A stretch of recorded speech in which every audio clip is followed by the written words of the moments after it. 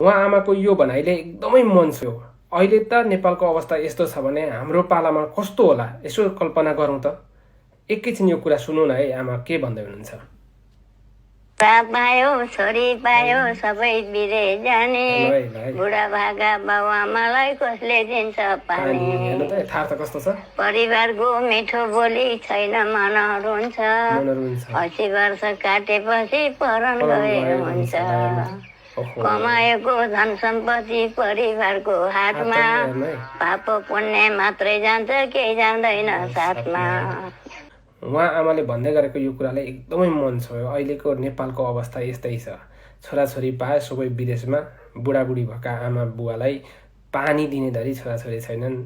बिरामी परेका बेलामा यसो केही खाना बनाइदिने पनि छैनन्। यस्तो अवस्था अहिले आइरहेछ भने भोलि हाम्रो पालामा के होला त त्यो अवस्था, होइन? उहाँ आमाको यो भनाइले चाहिँ मेरो चाहिँ मन एकदमै छोएर यहाँहरूसँग पनि सेयर गरेँ। यहाँहरूलाई चाहिँ कस्तो लाग्यो कमेन्ट गर्नुहोला।